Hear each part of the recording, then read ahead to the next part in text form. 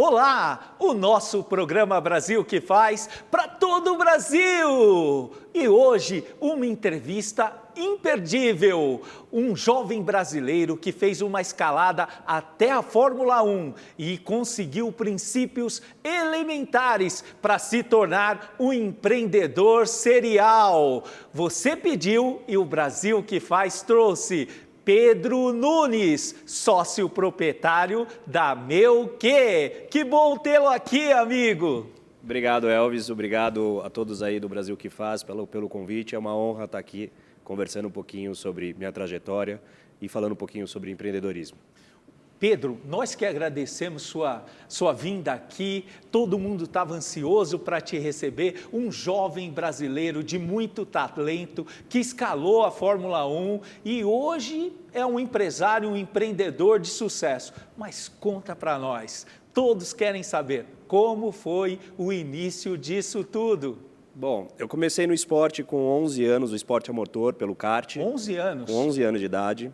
E ali eu já me apaixonei pelo esporte. Na verdade, eu tentei começar com 7 anos e minha mãe não deu muito apoio naquele momento. Meu pai, como sempre, já mais próximo do automobilismo do que, naturalmente, a minha mãe. E com 11 anos eu, de fato, comecei a competir. E ali eu fiquei até os 24 para 25 anos, competindo em todas as principais categorias de formação de piloto, onde eu consegui, ali, depois do kart, passar pela Fórmula Renault, Fórmula 3. 13 anos nesse processo de preparação. Exatamente, até chegar na preliminar de Fórmula 1, na GP3, onde eu corri 2 anos, que era a categoria que acompanhava no circuito europeu as corridas de Fórmula 1, e as corridas eram anterior aos GPs de Fórmula 1. Como foi sonhar em ser um corredor de Fórmula 1?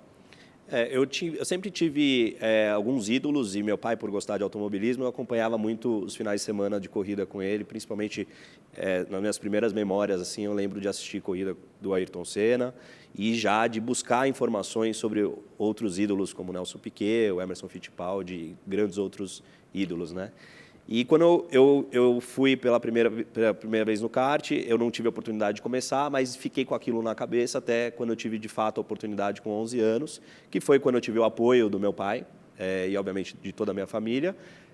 E, dentro disso, a gente conseguiu, dentro de um cenário totalmente incerto de corrida, porque exige recurso, a ajuda dele para poder buscar patrocinadores e dar sequência aí à minha escalada para a Fórmula 1, que era o meu grande objetivo.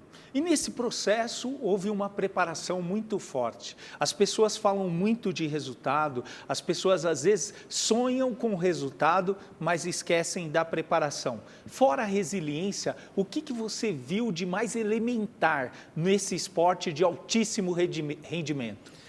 A questão do automobilismo em si, você tem uma dependência muito grande sobre o equipamento, né? Então, você estar na equipe certa, com as pessoas certas e no desenvolvimento correto, é um caminho que você depende muito de recurso. Infelizmente, o nosso automobilismo hoje não tem o incentivo que poderia ter em relação à preparação de pilotos e investimento. Mesmo sendo um país de grandes campeões, de ícones do esporte. Exatamente, principalmente quando a gente começa a falar em internacionalizar a carreira, né? Quando você vai competir no exterior, que o recurso, ele com a nossa moeda desvalorizada hoje, ele acaba sendo muito alto. Então, você pega uma equipe no que você pagaria aqui, você está hoje num câmbio extremamente elevado. Então, não é como deveria, como mereceríamos, dado ao berço de talentos que a gente provê, mas é uma questão que, obviamente, muitos talentos acabam não chegando por essa questão e outros lutam por isso. Qual o momento que ocorreu essa virada de chave? Porque, obviamente, você foi até chegar à Fórmula 1. Quando que você virou a chave e falou assim, opa, agora eu vou empreender? Na verdade, eu sempre tive uma meta de onde eu queria chegar, que era muito claro. Eu tinha o objetivo de chegar na Fórmula 1. Eu sabia que era muito difícil, por recurso e também por ter pessoas que são extremamente talentosas. Eu sempre fui muito mais esforçado do que talentoso e às vezes o esforço ele vale mais do que o talento. E com 23 anos de idade eu coloquei ali que até meus 23, 24 anos eu ia ter uma análise fria da onde eu estava, para não perder um tempo na questão de me preparar na parte acadêmica, me preparar na parte dos negócios. Eu tinha muito receio de chegar com 30 anos, ainda estar tentando, e aí ter que começar minha vida empresarial a partir dali. Então, Entendi. com 23, 24 anos, eu estava para entrar ali nas últimas etapas ali de entrar na Fórmula 1. Tinha meu companheiro de equipe que está hoje na Fórmula 1. Quem era? O Valtteri Bottas, que hoje é companheiro de equipe do Hamilton. E eu fiz uma análise naquela época e falei, eu acho que eu vivi o que eu tinha que viver. Eu tinha certeza que eu iria olhar para trás e ter a certeza de que eu me dediquei o máximo possível para atingir aquele objetivo e que foi um ciclo que estava se fechando e foi quando eu decidi voltar para poder fazer faculdade, MBA, etc. e iniciar a minha vida no empreendedorismo. Como foi a sua primeira startup? A minha primeira startup, a questão da força de vontade me acompanha muito, né? Então, eu acho que assim, sempre procuro me policiar sobre não me sabotar, né? Porque às vezes a gente fala... Se auto-sabota constantemente. Eu acho que eu estou fazendo de tudo e etc., mas sempre tem alguém fazendo melhor que você. Né? Então, eu acho que você ter boas referências, estar em volta de boas companhias que sejam sempre melhor que você. Então, eu procuro muito isso, de aprender muito com as pessoas que estão em volta. E a minha primeira startup, ela aconteceu meio que de forma natural. Dois amigos meus estavam empreendendo, fazendo uma empresa dentro da empresa deles que já era consolidada e com a questão de inovação, viu que eu estava voltando para o Brasil e falou, pô, por que você não nos ajuda, né? E eu acho que o maior incentivo que eu tive para isso foi quando meu pai ainda me ajudava financeiramente, me apoiou em empreender e no mês seguinte eu já vi que eu não tinha mais recurso nenhum dele de ajuda. Então, ele chegou e falou assim, pô, mas você quer empreender com o meu dinheiro? Não, né? Então, corre atrás. Apesar de eu ter uma boa qualidade de vida, com uma família que sempre me deu um suporte financeiro e sempre teve aquela base ali por trás. Eu tinha ali o básico, obviamente, que meus pais não iam deixar faltar nada, mas o meu pai me incentivou muito de procurar o que era meu. Então, ali eu já entrei na dinâmica do empreendedorismo de trabalhar com muito pouco recurso. Então, o meu investimento foi zero nessa startup, né? A gente foi fazendo as coisas acontecerem e depois de 1 ano e meio a gente teve a primeira saída, né? A gente vendeu para um grupo de fora. Que Como se chamava essa startup? Chamava Go Aulas, era uma startup que conectava professor com aluno que queria fazer aula particular online, né? Isso em 2014 para 2015, que era ainda muito o começo disso. Estava 5 anos antes, antecipando já a pandemia. Exatamente. Era uma tendência que a gente já acreditava pelo deslocamento de São Paulo ser muito difícil. A gente começou em São Paulo e depois a gente foi abrindo. Principalmente pela questão do deslocamento, a gente entendeu que era um bom caminho para seguir. Ô Pedro, mas muitas pessoas me explicam nos cursos, nos fóruns, até no programa, me perguntam nas nossas lives, como fazer uma validação prática de um negócio, de uma ideia, fazer essa startup falar assim, ó, não quero perder tempo, como que eu vou ter um feedback para ir reunindo e depois como buscar o investimento, o sócio adequado, a complementação ali das skills, das habilidades, conta para nós. Eu acho que a grande primeira questão que a gente fala é você criar um MVP, que seria um produto minimamente viável, ou seja, no caso dessa startup que a gente tinha de aula particular, a gente criou uma plataforma que a gente utilizava a tecnologia de reunião online, que já existia naquela época, e fazia um agendamento através de uma plataforma de agendamento existente ali na internet já. E dentro disso, a gente cobrava os professores, os alunos, por transferência bancária. Então, a gente fez com investimento zero. Foi a primeira coisa que a gente fez? Foi ir atrás de escolas que identificavam alunos que precisavam de reforço e que a gente tinha um banco de professores ali que eram referência. Selecionados, referências e com aptidão de ensinar à distância. E aí essa grande questão é a questão da venda, né? Então, você chegar para uma escola renomada e falar, ó, eu sei quem que é o professor, ele não vai até a casa, mas eu sei quem ele é, eu sei a didática dele, por essas referências, e para o aluno a mesma coisa, né? Então... Você tocou num assunto que é a meu centro de estudos, e deve ser o seu também. Ou você é um grande vendedor, eu quero aprender com você a sua estratégia de venda. Eu acho que a estratégia de venda é muito sobre a persuasão, quanto você tem, quanto você adquire a capacidade, porque eu acredito que tem pessoas que têm mais facilidade, outras menos. A identificação dessa dor a ser suprida, o valor do benefício dessa startup, essa característica, o plano, a apresentação, uma estratégia de montar uma apresentação que seja impactante, que possa convencer, tudo isso passa por esse processo. Exatamente. E o processo de aprendizado de como você... o que eu, por exemplo, fiz no começo. Ao invés de eu ir nas grandes escolas, eu fui nas menores para poder entender o que de fato motivava no speech, que é a fala que eu estou tendo ali, o que motivava ou não a gostarem da minha ideia. Correto. Né? Tanto para as escolas quanto para os alunos. E, dentro disso, eu fui desenvolvendo em escolas maiores, conforme eu fui desenvolvendo a minha apresentação, o meu discurso, e fui entendendo o que fazia sentido ou não dentro de uma pergunta, às vezes uma interação. Pô, mas você tem essa solução? Você fecha pacote e por aí vai. Dentro disso, você vai fazendo o seu Product Market Fit, que é o que a gente vai desenvolvendo no nosso produto, é você adequar o seu produto para o mercado e desenvolver isso e ter essa dinâmica de ir adaptando de acordo com o que você entende que está gerando ou não retorno para o mercado. E quando você vende essa startup, vocês criaram capital, correto? Correto.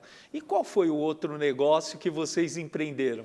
O outro negócio foi, quando eu fiz a saída dessa empresa, eu falei, eu fui para um mercado por uma dor minha, mas um mercado que eu não conheço. Eu preciso ir para o mercado que eu conheço, que é o mercado que eu nasci. Então, meu pai é profissional de beleza, eu nasci dentro de salão de beleza, eu conheço muito bem a dinâmica tanto do mainstream, que é o varejo, para a beleza, quanto o lado profissional, e conheço muito o lado de serviço. Tenho que ir para algo relacionado a isso. Ter conhecimento, você já tem feeling, nasceu nisso. Aliás, o pai desse garoto aqui é um dos maiores cabeleireiros do mundo, Vanderlei Nunes. Um abraço, amigo. Então, obrigado. E nesse sentido, você já se sentiu mais em casa, praticamente, para empreender. Exatamente. Eu tinha uma facilidade e o acesso, mas a dificuldade é a mesma, tá? Para você dar tração e conseguir validar a tua ideia, adequar a ideia, quando você envolve essa empresa, a segunda empresa, era um delivery de beleza. Então, o que eu fazia? Lá, na minha primeira empresa, eu conectava o professor com o aluno. Na segunda empresa, eu conectava o profissional da beleza com a cliente que não queria se deslocar para o salão de beleza e que queria ali fazer serviços que ela não tem fidelidade, tanta fidelidade quanto uma coloração, um corte. Então, eu ia para serviços que é mais do dia a dia. E esse negócio ainda perdura? Você ainda está no negócio? Como está funcionando? Eu fiz a minha saída há 3 anos, né?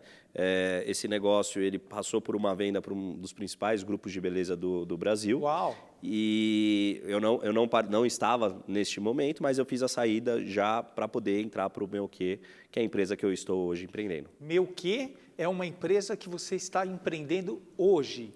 Hoje. E do que se trata Meu-Que? O Meu-Que é uma beauty tech, ou seja, uma empresa de tecnologia na área de beleza, que por meio de inteligência artificial, que é tecnologia, entrega soluções personalizadas de produtos de cabelo. Shampoo, condicionador, leave-in. Ou seja, deixa eu ver se eu entendi a ideia.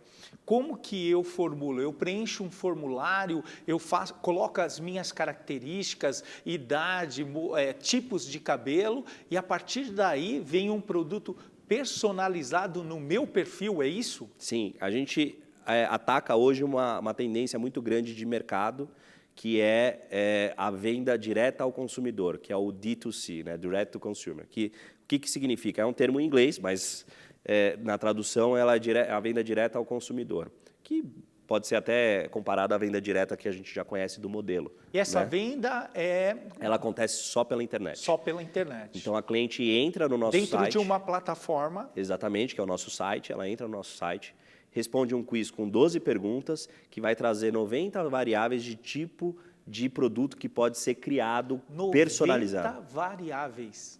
90 variáveis que vão gerar milhares de possibilidades de produto. É Sensacional. um pouco complexo, mas no final do dia, com as respostas desse quiz, o nosso algoritmo, por inteligência artificial, consegue fabricar um produto específico para aquela pessoa, dentro dos objetivos que ela deseja atingir com o produto, perfil biológico e até preferência na fragrância, intensidade da fragrância, cor do produto e até o nome na embalagem. Eu entrevistei aqui um representante da AliExpress e ele estava me informando justamente isso, o processo da venda, da confiabilidade, da estratégia, da logística para entregar num tempo adequado e satisfazer o cliente. E tem pós-venda nesse processo? Tem.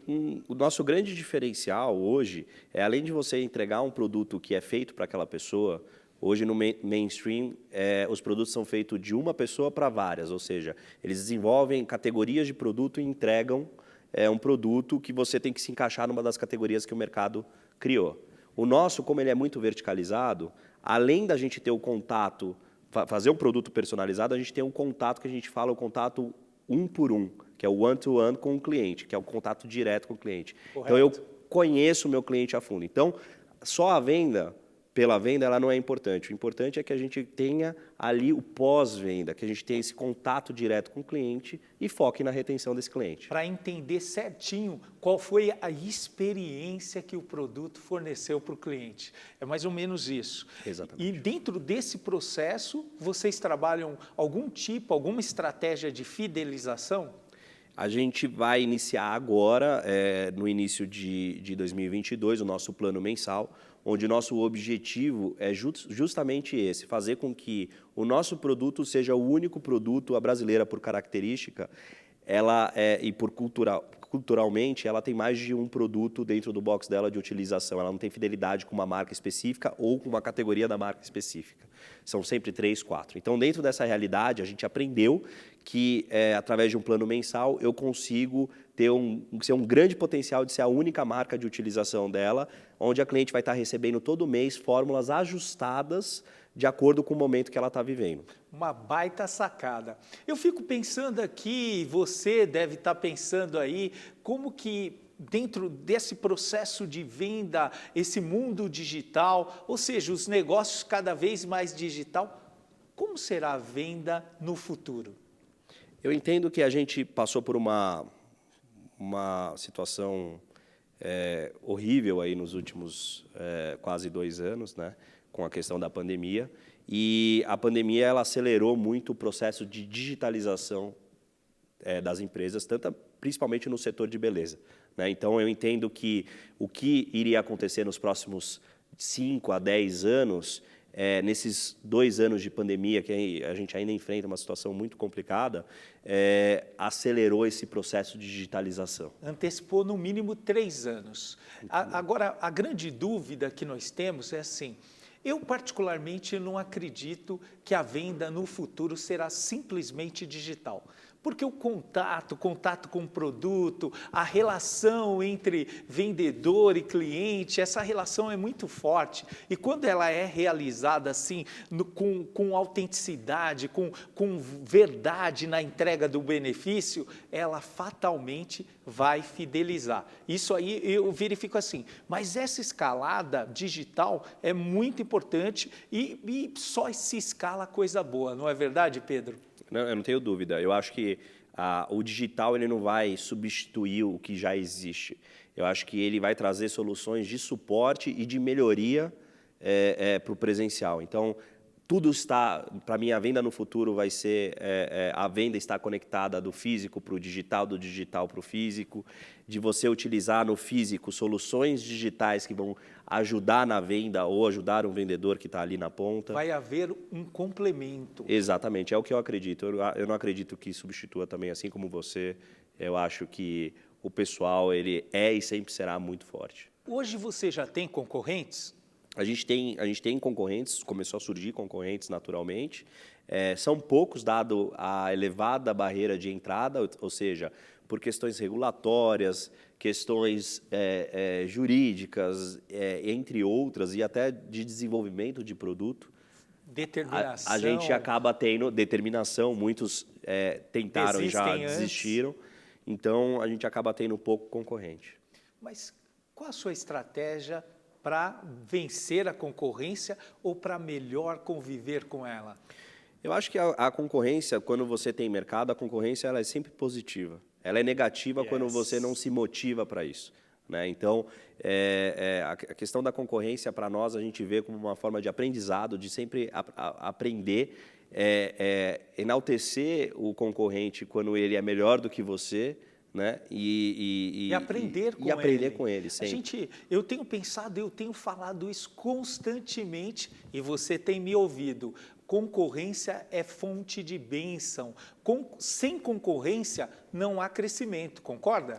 E não há motivação para você continuar buscando sempre melhorar, né? Então, se eu tivesse hoje sozinho no mercado, talvez eu não estaria buscando voos muito maiores, tendo um concorrente que é bom, né? Ainda mais um concorrente bom, né? Ô Pedro, você vem de princípios de um esporte de altíssimo rendimento, um esporte muito difícil, que te preparou para a vida, você se capacitou, você se preparou e hoje você ainda tem algum tipo de mentoria? Eu busco aprendizado a todo momento, né? Então, eu acho que você nunca pode parar. Ainda mais hoje, com a facilidade que você tem de conteúdo gratuito, que você consegue ir atrás, só não aprende, na minha opinião, quem não quer, né? Porque você consegue fazer. Muitas pessoas têm acesso à internet. Democratizado. Está democratizado, né? Então, tem muito conteúdo disponível online. Obviamente que você tem que entender ali o que de fato você consegue absorver, qual o tipo de conteúdo. Então, hoje eu escuto muito podcast, procuro fazer cursos online. Então, isso tem me motivado bastante a Em cima aprender. disso que você está falando, nós temos o canal do YouTube aqui do programa, Elvis César Brasil que faz. Está batendo recordes de visualizações. Então, se você quer aprender muito mais, se inscreva no nosso canal. E você tem algum canal? Eu não tenho um canal próprio meu, porque hoje meus esforços produzir conteúdo demanda primeiro muito conhecimento, então eu acho que eu tenho ainda muito que aprender para poder conseguir. O princípio do sucesso é a humildade. Para conseguir. Você está no caminho. E também hoje o meu tempo ele é totalmente dedicado à empresa. Correto. Então eu e meu sócio a gente trabalha de 14, 16 horas por dia aí, quando não é mais, né, aos finais de semana. Então, hoje eu não consigo me dedicar para criar conteúdo, mas um dia, quem sabe. Pedro, quantos anos você tem? Eu tenho 33. 33 anos. Qual o recado que você deixa para a juventude brasileira? Eu acho que, assim, dentro da minha realidade, né, dedicação, eu acho que é a principal questão, e você sempre aceitar o processo, entender o processo e saber que não existe nada que você consiga atingir que vai ser fácil. E se vier fácil, pode ir fácil também. Então, eu acho que é você entender o processo, ser humilde, buscar sempre conhecimento e saber o que você quer, onde você quer chegar. Em cima disso que você está falando, eu pergunto, muitas vezes na vida a gente fica pensando assim, puxa, aquela pessoa teve sucesso, eu gostaria de acompanhar os passos daquela pessoa. Na Fórmula 1, então, na carreira automobilística, isso é super comum. Quem é a pessoa que você faz um espelhamento? O Carlos Martins, que esteve aqui com você, para mim é um grande exemplo. É um ícone. É um ícone. Existem, assim, se eu começasse a falar, diversos brasileiros empreendedores que a gente tem, Jorge Paulo Lemann, entre outros que a gente acompanha. Só os tops. E outros também que estão aí em ascendência, né? O Brasil, acho que a gente tem muito essa questão da força de vontade, de ir atrás, de acordar e correr para o seu. E eu me inspiro muito, assisto muito conteúdo sobre diversos empreendedores que são referência para mim. E a gente, às vezes, olha onde chegou e acredita, pensa assim, foi fácil, né? Para alguns têm uma facilidade natural de fazer o negócio acontecer e sorte, né? Outros batalham por isso. Então, eu acho que quando você batalha e você busca o seu, a sorte ela não existe para quem não está preparado. Exatamente. Então, é você dar a oportunidade para ela aparecer e conseguir fazer o gol quando a bola estiver na frente. Quando tocar para você estar preparado, preparação, visão, leitura, pagar o preço, tudo isso faz a diferença. Pedro Nunes, qual é o seu propósito de vida? O meu propósito de vida é conseguir criar, consolidar, criar empresas hoje. Meu maior objetivo é consolidar a minha empresa no mercado nacional, fazer uma empresa que faça diferença na vida tanto dos consumidores quanto dos nossos colaboradores e que a gente tenha ali no futuro uma grande responsabilidade social por trás e a responsabilidade de toda a cadeia que a gente depende hoje para que a gente consiga fazer da empresa sólida e que ela perpetue no mercado de beleza. O seu propósito de vida é impactar pessoas, é gerar benefício e fazer essa escalada do empreendedorismo prospectar o nosso país. E o meu é bem semelhante ao seu, amigo. O meu é capacitar líderes para impactar milhões de pessoas. E eu vou te presentear com o meu livro, que já está à venda em todas as plataformas, especialmente na Amazon. É um livro que fala de empreendedorismo da carreira, empreendedorismo de negócios e, sobretudo, de gestão. Elvis, muito obrigado. Vai ser um prazer fazer dessa leitura a minha próxima. Sou muito fã do teu trabalho. Obrigado pela oportunidade e espero ter outras oportunidades aí no meio do empreendedorismo, de cruzar e aprender mais com você. Pedro Nunes, quem é o Brasil que faz para você? O Brasil que faz para mim é quem acorda cedo, é humilde e se dedica. Para mim, esse é o Brasil que faz. Para mim também, amigo. Eu quero agradecer a Deus por essa entrevista e a você. Muito obrigado. Obrigado a você e obrigado a todo mundo que acompanhou a gente. Esse programa foi feito para que você, você, nunca desista dos seus sonhos. Vamos para cima, galera! Agora a nossa mega live no Instagram. Se inscreva, olha o que o Pedro falou, conteúdo. Se inscreva no nosso canal do YouTube, Elvis César, Brasil que faz. Segunda-feira, amanhã, às 9h15 da manhã, com o Brasil que faz notícias. Obrigado pela audiência, um abraço, Deus abençoe!